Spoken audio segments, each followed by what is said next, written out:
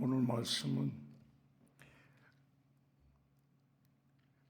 은혜로 돌려받은 법궤라는 제목으로 말씀을 드리려고 합니다. 인디아나 존스라는 영화 보신 분 계세요? 참 재밌었죠. 거기에 주 내용이 뭐냐면 법궤 찾아가는 내용이죠. 그들이 찾는 법궤는 하나님이 영광이 아니라 마법의 상자, 세상의 끝 유익을 위하여 법궤를 찾아가는 내용이죠. 우리는 오늘 이 시간 마법의 상자가 아니라 하나님이 거하시는 은총의 표징으로서의 법궤를 말씀드리려 합니다. 법궤가 무엇인가요?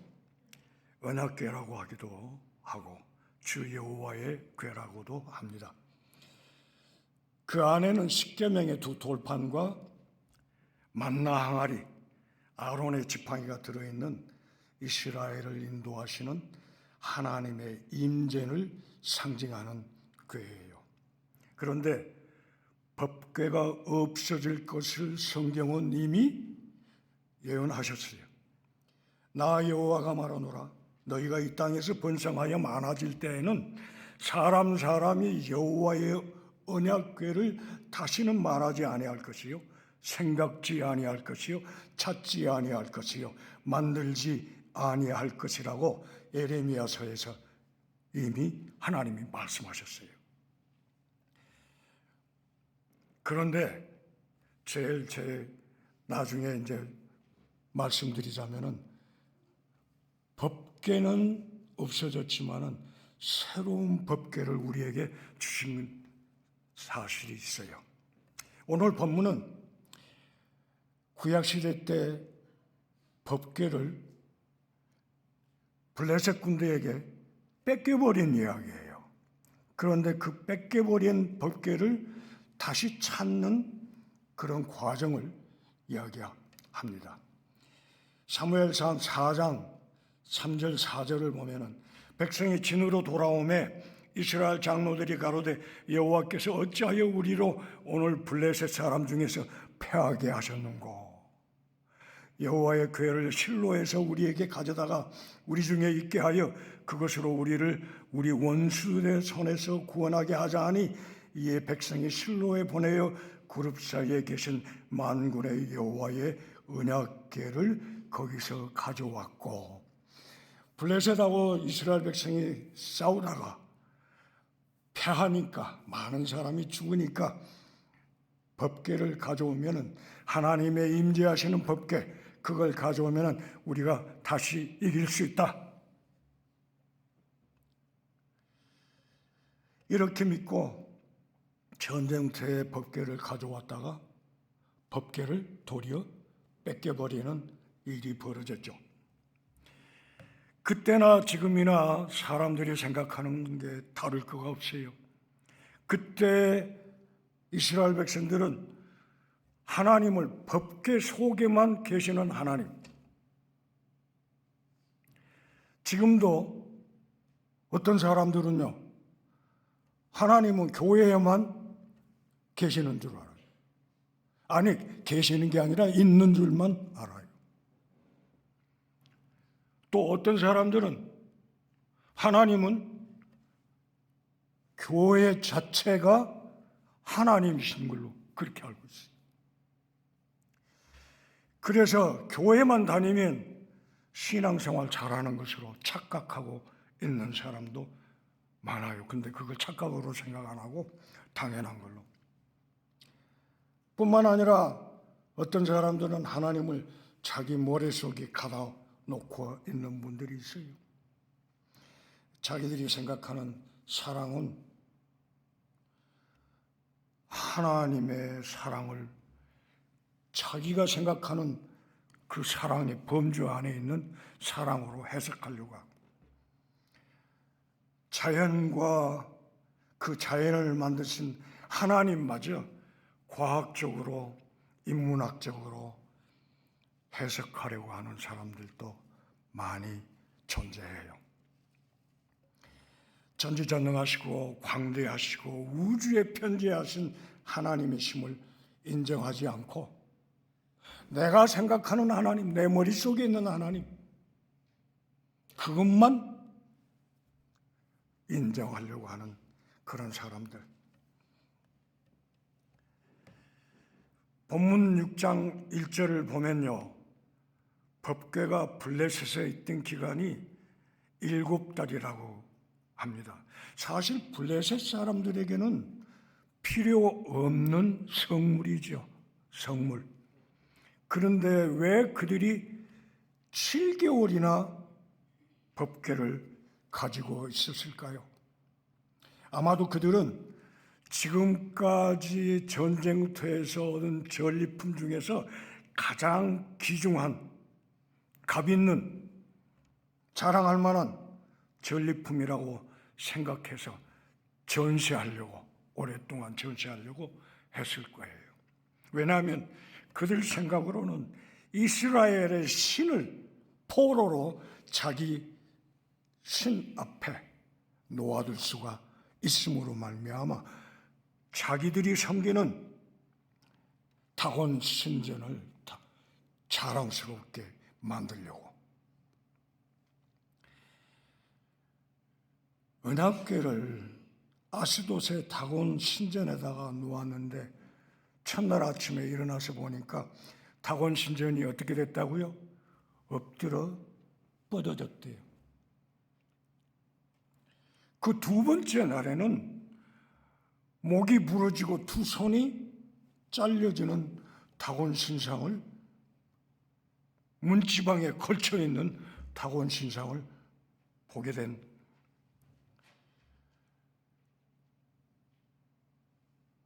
블레셋 사람들은 하나님의 능력, 하나님의 권세, 다곤 신보다 더 위대한 신인 것을, 살아있는 신인 것을 보고도 깨닫지 못한, 믿지 못하는 이방 사람들이었다, 그 말씀이에요.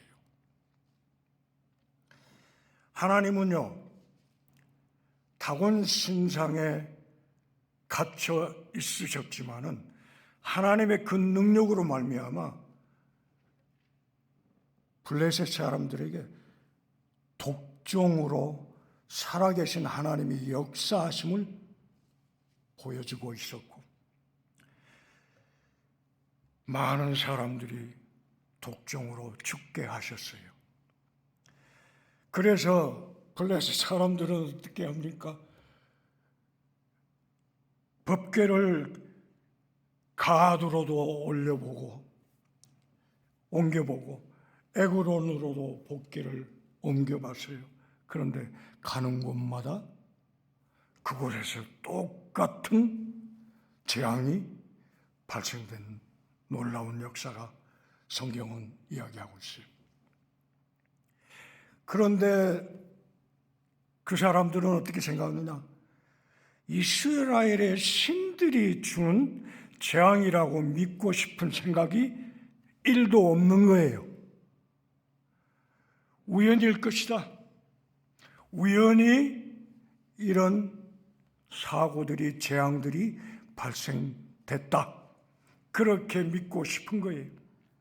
그런데 이곳으로 옮겨도 저곳으로 옮겨도 똑같은 재앙이 벌어지니까 어떻게 생각해요? 마지막으로 가져온 것으로 다시 되돌려 주자, 그런 생각들이 결정을 하게 되는 거죠.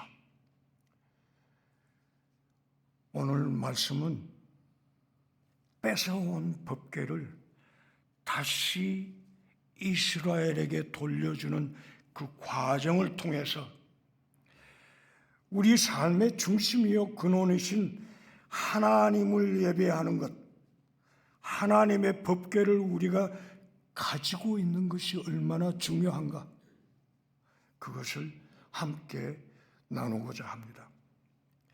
성경은 사실 처음부터 끝까지 하나님이 우리와 함께 하심을 깨닫고 그 하나님을 경배하는 것이 중심 주제예요. 성경은 다른 거 아니에요. 하나님이 우리를 사랑하시는 방법이 어떤 방법인가? 예배하는 것, 하나님과 함께하는 것. 예배가 무엇이기에 그렇게 하나님께 귀중한 것인가? 우리는 그래요. 참으로 간단하게 생각해요. 그냥 예배 시간 되면 앉아서 찬양 드리고 예배 순서대로 하나님께 찬양하는 것, 기도하는 것, 목사님이 설교하는 것, 그거 듣는 걸로 예배라고 생각하는데, 사실은 예배는 정말로 귀중한 것이 무엇이냐? 하나님이 나와 함께 하시고 내가 하나님을 예배하는 것, 경배하는 것, 영광을 올려드리는 것이 예배라는 거예요. 지금도 많은 성도들이 예배를 본다고 그러죠. 보는 것만으로 그치는 게 아니라 영광을 올려드리는 것, 그게 예배를 드리는 거예요. 예배에 하나님과 함께 하는 것, 이게 예배예요. 진정한 함께 한다는 건 뭐예요? 하나님을 만나는 시간, 내가 하나님과 교제하는 시간, 이게 예배인 거예요. 그때에 우리 하나님은요, 나의 예배를 받으시면서 하나님이 주시고자 하시는 놀라운 은혜와 내가 드리는 감사를 받으시면서 하나님은 우리의 감사에 복을 주시는 거예요. 저와 여러분은 예배를 통해서 하나님의 독생자 예수 그리스도의 영, 성령 하나님이 거하시는 거룩한 성전이 되어지는 순간이에요. 얼마나 놀라운 순간입니까? 예배라는 건 바로 예수 그리스도와 내가 한 몸이 되어지는 순간이 시간이라는 거예요. 그렇다면 우리가 예배를 어떻게 드려야 하는가? 거룩하고 경건한 깨끗한 마음과 정성으로 드려야 하는 거예요. 그러나 예배를 받으시는 하나님은 우리가 어떠한 존재인가를 이미 다 알고 계시죠. 참으로 세상의 것들로 가득 찬 추악한 본성을 우리는 버릴 수 없는 존재라는 걸 우리 하나님 아버지는 이미 다 알고 계세요. 그런 하나님 앞에 우리가 예배드리는 예배자로 나왔다는 게 얼마나 감사한 은혜입니까? 어떤 은혜입니까?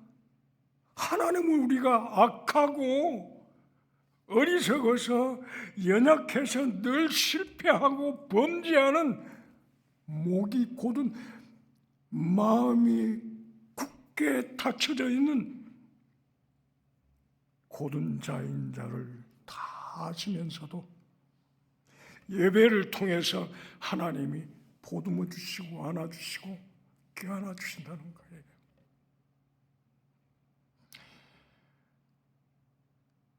하나님은 신실하셨어요. 한 번 자녀로 삼으신 다음에는 변치 아니하시고 영원히 하나님의 자녀로 인정하시는 은혜와 사랑의 하나님이시라는 걸 예배를 통해서 우리에게 증거하시고 확증시켜 주시는 거예요. 하나님이 우리를 얼마나 사랑하시는지 호세아 3장 1절에 보면요, 여호와께서 내게 이르시되 이스라엘 자손이 다른 신을 섬기고 건포도 떡을 즐길지라도 여호와가 저희를 사랑하나니.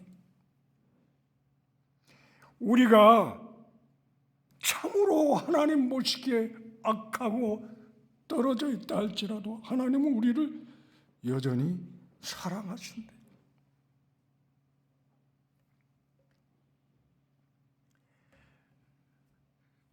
호세아서 1장 10절에도 이런 말씀이 있어요.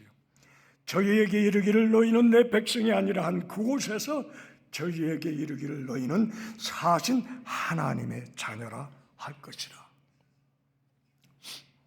너는 내 백성 아니라 그래 놓으시고요. 뭐라 하십니까? 바로 그 자리에서 아이고 내 새끼야, 아이고 내 새끼야 하신 분이란 말입니다. 내가 어떠한 죄를 지고 왔어도 아버지 앞에 그걸 두고 나가서 고백하고 용서를 바랄 때 그래 너는 내 새끼야. 내가 널 버릴 수 없는 너는 내 새끼야. 내가 이미 너 태어나기 전부터 나는 너를 내 새끼로 인정하셨다고 하시는 말씀이에요. 본문 2절 3절 말씀이에요. 블레셋 사람들이 제사장들과 복술자들을 불러서 이르되 우리가 여호와의 궤를 어떻게 할까? 그것을 어떻게 그 있던 곳으로 보낼 것인지 우리에게 가르치라. 그들이 이르되 이스라엘 신의 궤를 보내려거든 거저 보내지 말고 그에게 속건제를 드려야 할지니라. 그리하면 병도 낫고 그의 손을 너희에게서 옮기지 아니하는 이유도 알리라. 블레셋 사람들한테 법궤를 뺏겼어요. 법궤는 당시에 하나님이 거기에 거하시는 곳이에요. 그런데 법궤를 뺏겼다는 건 뭘 이야기하는 거예요? 하나님을 뺏겼다는 이야기예요. 세상적인 관점에서 볼 때. 그러나 이 모든 되어지는 일은 하나님이 주장하시는 길이에요. 우리에게도 바로 이 사건을 통해서 옛날에 벌어졌던 일이지만 이 사건을 통해서 우리도 때때로 하나님을 떠나는 법궤를 잊어버리는 그런 때도 있지만은 어떻게 하나님께서 우리를 찾아오시는가 하는 것을 오늘 본문의 말씀들을 통해서 말씀해 주시고 계시는 거예요. 우리 하나님은 우리를 찾으실 때요 돌아오라 말씀하시지만은 사실은 우리 하나님은 이미 기다리고 계시다라는 거예요. 바로 법궤를 갖다 놓은 후로 블레셋 사람들에게 재앙이 닥치지요. 그래서 블레셋 사람들은 자기들의 제사장들을 불러다 놓고 해결책을 찾지요. 그래서 어떻게 하면 좋은가 그랬더니 어떻게 법궤를 돌려 보내야 되지 않느냐. 그런데 어떻게 법궤를 돌려보낼 것인가. 그러다가 자기들이 섬기는 다곤 제사장들을 불러줘요. 그들이 하는 말이 돌려보내기 전에 제사를 드려야 한다. 무슨 제사나 속건 제사를 드리자. 속건 제사라는 것은 하나님의 성물에 대해서 죄를 범했거나 하나님의 규례를 어겼거나 사람에게 해를 끼친 죄가를 속하기 위해서 드리는 제사를 이야기하는 거예요. 이방인들조차도 죄를 속하는 제사가 필요하다는 것을 알고 자기들 나름대로 예물을 준비해야 한다고 말합니다. 그래서 금으로 지형상을 만들고 새 수레를 만들고 금보물을 담아 수레에 올리죠. 그리고 제사를 드린 후에 법궤를 이스라엘로 보내려고 합니다. 그런데 어떻게 제사를 드려야 할지 제대로 알지 못하는 블레셋 사람들이에요. 그래서 그들이 제사를 드리는 그 이유는 뭐냐? 어떻게 하면 분노하신 하나님을 달랠 수 있는가? 하나님에 대한 바른 믿음, 제사 지내는 바른 방법을 알지 못하기 때문에 자기들 나름대로 드리는 제사.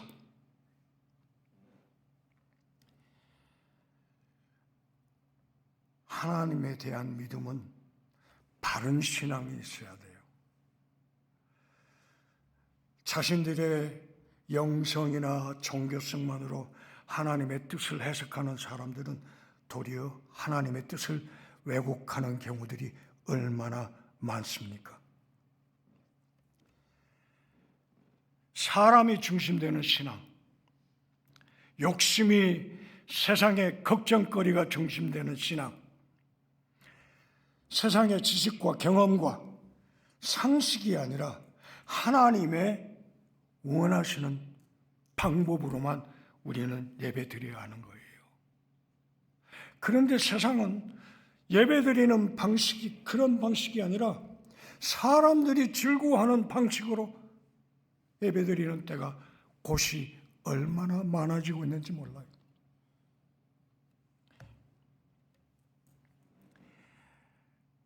그런데 교회가 세상 방식으로 따라갑니다. 세상 법으로 따라갑니다. 교회는 민주주의적으로 운영이 돼야 된대요. 그렇습니까, 여러분? 세상 방법으로 움직여지는 것은 교회가 더 이상 아니에요. 교회는 세상 방법이 아니라 하나님의 방법, 성경적인 방법으로 움직여야 된다는 거예요. 십자가 위에서 피 흘리는 주 예수 그리스도의 능력으로 운영이 돼야 된다, 그 말씀이에요. 말씀으로 운영이 돼야 된다고 말이에요. 그런데 요즘 교회는 말이죠, 얼마나 참으로 부끄러운 교회들이 많이 있는지 몰라요.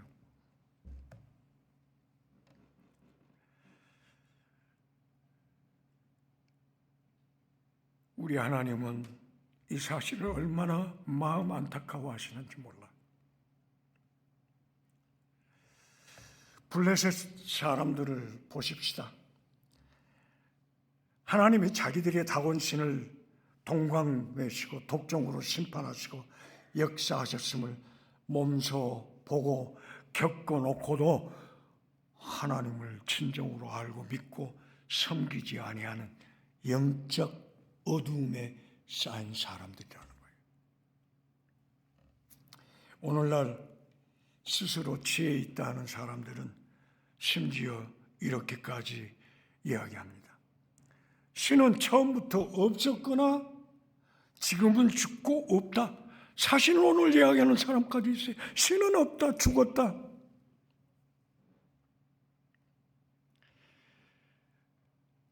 그리고 아예 어떤 사람은 신이 어디 있냐? 자기들의 이론을 우상으로 섬기는 사람들이 얼마나 많습니까? 무신론자들. 뿐만 아니라 성경을 이용해서 하나님을 이용해서 자기들이 하나님의 아들이라 구세주라 칭하는 잘못된 사람들이 얼마나 많습니까? 하나님의 영광을 자기 영광으로 도둑질하는 것. 너희가 그때에는 하나님을 알지 못하여 본질상 하나님이 아닌 자들에게 종노릇하였더니 이제는 너희가 하나님을 알 뿐더러 하나님이 아신 바 되었거늘. 참으로 얼마나 여기 계신 분들은 하나님이 아신 사람들이에요. 때가 참에 독생자 예수 그리스도를 보내서 우리로 아들의 명분을 얻게 하시고 그 아들의 영을 우리 마음 가운데 보내서 하나님을 아바, 아버지라 부르게 하신 분들이에요. 참으로 하나님의 자녀된 영광스러운 사람들이 되신 분들이 이곳에 앉아 계신 분들이에요.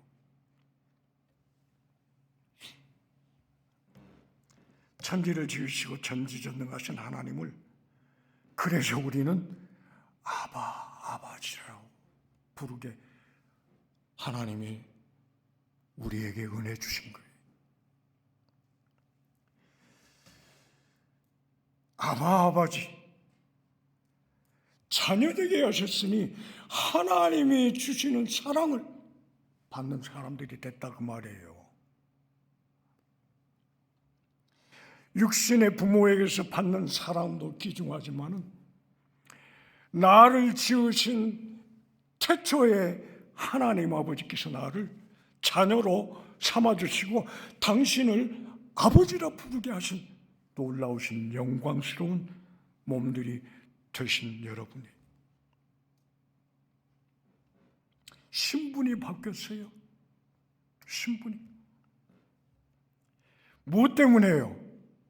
하나님이 보내신 예수 그리스도, 하나님의 독생자 예수 그리스도를 우리는 구주로 믿게 하셔서 이 땅 위에서 모든 죄 가운데서도 승리하며 사는 삶을 우리에게 주셨다고 말해요.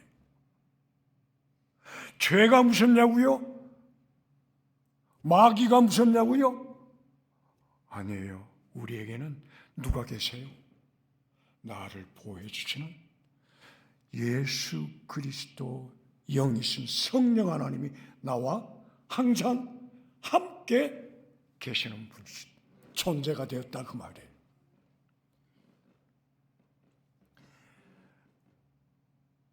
하나님은 오늘 본문을 통해서 하나님의 자녀들에게 주시는 놀라운 은혜는 세상 만물을 통해서 우리에게 하나님이 우리와 함께 하신다는 걸 보여주시고 계세요. 심지어 짐승들까지도 하나님께서 사용하셔서 믿는 자에게 주시는 복이 어떤 복인가?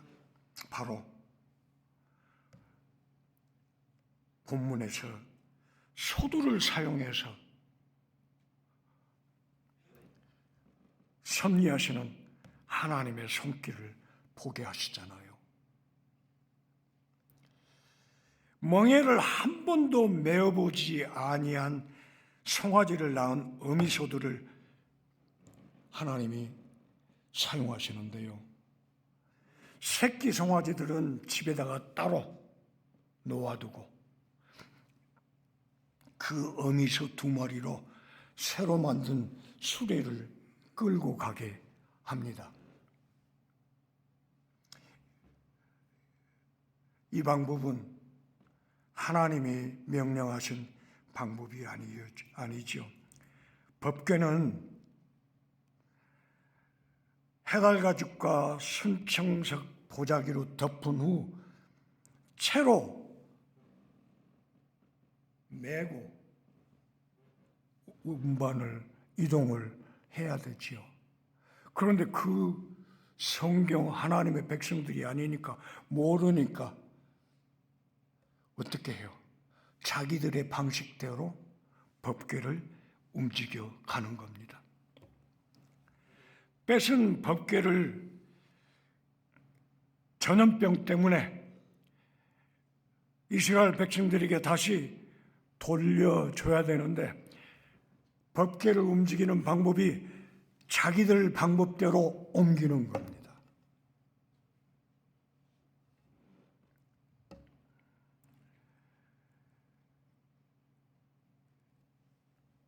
민수기에 보면은 이런 말씀이 있죠. 무라리 자손에게는 그 직임대로 수레 넷 젖과 소 8을 주고, 그런데 7장 7절 9절 중간에 보면요, 고앗 자손에게는 주지 아니하였으니 그들의 성소의 지금을 그 어깨로 매는 일을 까닭이라. 어깨로 메고 가야 된대요. 왜 어깨로 법궤를 고앗 자손에게 매라 했을까요? 소나 들고 가는 거나 이게 아니라 고앗 자손, 하나님이 지정하신 민족, 그 지파 사람들만이 성별되어서 메고 가야 돼요. 메고. 그런데 그 의미는요, 연합하여 하나 되라고 하는 말씀이에요. 말씀대로 택한 사람들만이 하나님이 궤를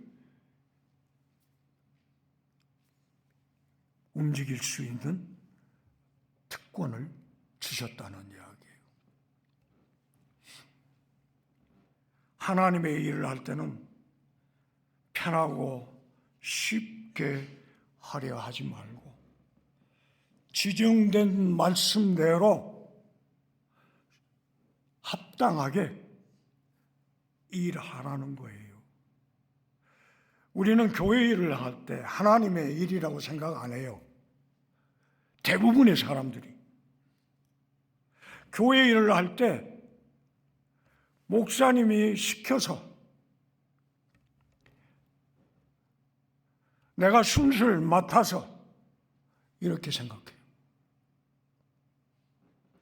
그런데 내가 아는 게 아니에요. 하나님께서 맡겨주신 직분의 일이에요. 그때 이 일을 감당할 때는요, 불평하지 말아야 돼요. 기쁨으로 감사로 헌신해야 돼요. 낮아진 마음으로 헌신해야 돼요.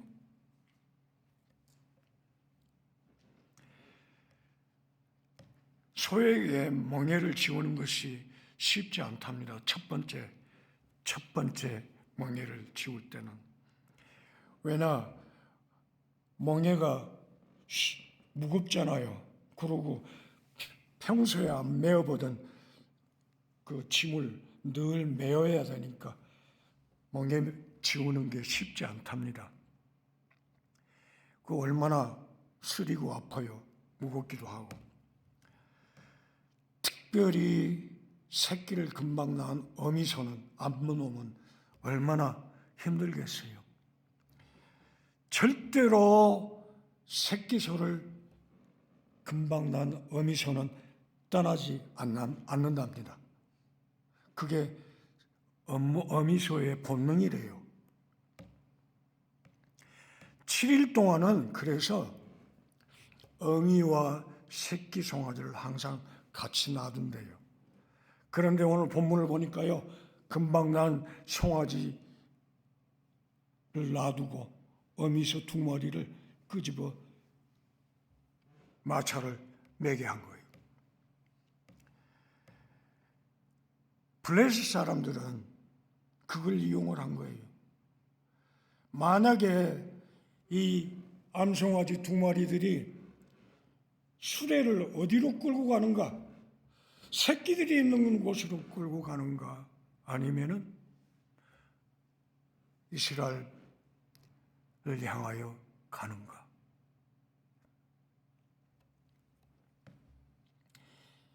테스트하는 거지요. 그런데 성경에 보면은 어떻습니까? 그 어미소 2마리가 어디로 향한다고요? 예루살렘으로 향한대요. 예루살렘으로. 모든 짐을 싣고 예루살렘으로 향한대.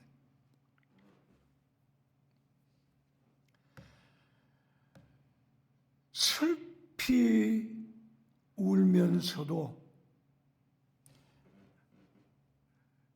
돌아가지 않고 좌우로 치우치지 않고 베스메스로 똑바로 갔다고 성경은 이야기하고 있어요. 하나님께서 사용하신다면 짐승까지도 소까지도 사용하시잖아요.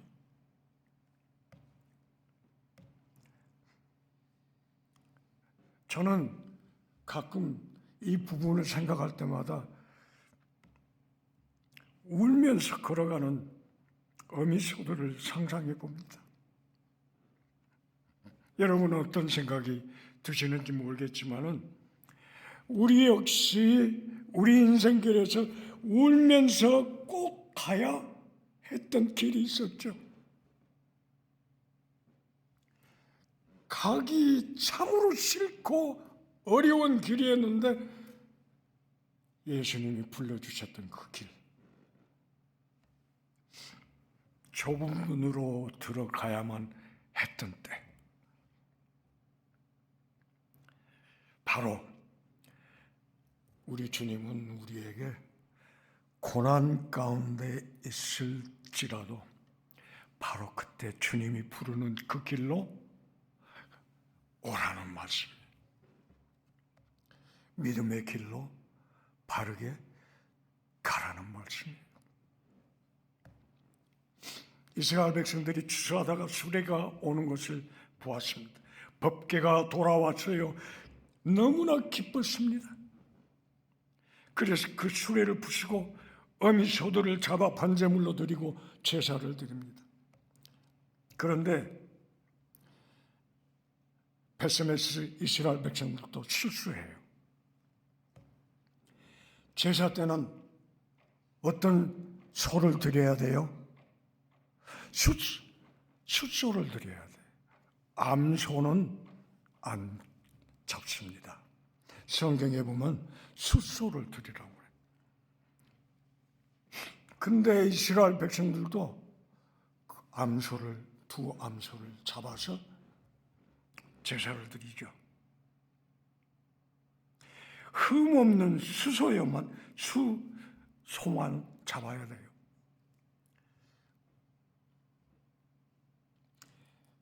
뿐만 아니라 법궤를 들여다보게 되지요. 법궤는 그냥 들여다볼 수 있는 물건이 아니에요. 그래서 70인이 바로 그 자리에서 죽었다고 성경은 기록하고 있어요. 사실 사람들은 궁금했을 거예요. 그 법궤 안에 뭐가 있는데. 민수기에 보면은 그런 말씀이 있죠. 잠시라도 들어가서 성소를 보지 말 것은 죽을까 함이라. 말씀대로 죽잖아요. 왜냐? 보는 그 자체가 중요한 게 아니라 말씀에 불순종하는 것, 우리 하나님은 그걸 보시는 겁니다. 우리도 때때로 하나님의 일을 한다고 하면서도 말씀에 어긋나는 일들을 행할 때가 얼마나 많이 있는지 우리가 신앙생활하면서 하나님의 일을 한다고 할 때마다 늘 묵상하며 생각해야 돼요. 세상 밖에 하나님의 이름을 도용하면서 하나님의 일을 한다고 하면서 얼마나 딴짓거리하는 악한 선지자들이 많은지요. 말씀을 정돈하겠습니다. 하나님은 자기들의 유익을 위해 법궤를 싸움터에 가져와 하나님을 이용하고자 했던 이스라엘, 하나님의 정하신 방법대로 법궤를 운반하지 않고 제사도 올바르게 드리지 않는 불순종하고 불경건했던 이스라엘에게도 참아주시고 인내하심을 보여주셨습니다. 우리에게도 우리의 믿음 생활에서 잘못되고 잘못 행할 때 그때도 우리 하나님은 깨닫게 하시고 다시 돌아오시게 하잖아요. 그 은혜를 늘 신앙생활하면서 감사하지요. 하나님의 벽궤를 뺏겼을 때 하나님의 영광이 이스라엘을 떠났다고 낙담하고 있는 이스라엘 백성에게 우리 하나님은요, 결코 너희를 떠나지 아니하였노라. 우리에게 말씀을 통해서 깨닫게 하시는 거예요. 우리가 하나님을 떠나지만은 하나님은 곧장 우리를 붙잡아서 거룩한 하나님 앞에 늘 살도록 주장하신다는 말씀입니다. 온전히 하나님의 은혜예요. 하나님 앞으로 되돌아오게 하시는 것. 하나님이 우리에게 빚진 거 아무것도 없어요. 그런데도 하나님은 우리가 떠날 때마다 우리를 다시 하나님 앞으로 되돌아오게 하시는 그 은혜. 법궤라는 것은요, 하나님의 영광이 임재해 계신 곳이에요. 금으로 입힌 옛날 구약시대의 법궤는 없어졌지만은 우리에게는 새로운 법궤가 주어져 있어요. 말씀의 언약궤입니다. 성경이에요. 말씀이 육신이 되신 예수 그리스도 보여주시는 성경. 예수 그리스도의 이름은 하나님의 임재와 영광이 함께 하시는 또 다른 은혜의 법궤임을 우리는 아셔야 돼요.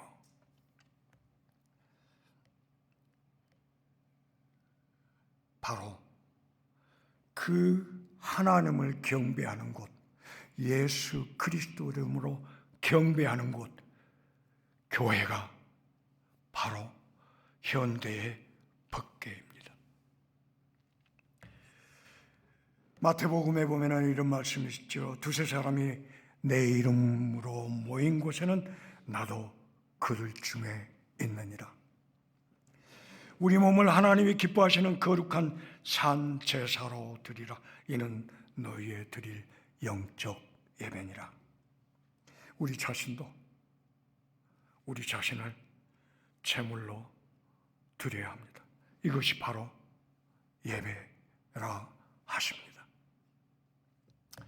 언제나 어디서나 거룩하고 정결한 제물로서 영적 예배로 나를 드리는 여러분들 예배에 하나님이 함께 하시며 기뻐 흠양하시는 줄 믿습니다. 할렐루야. 아멘.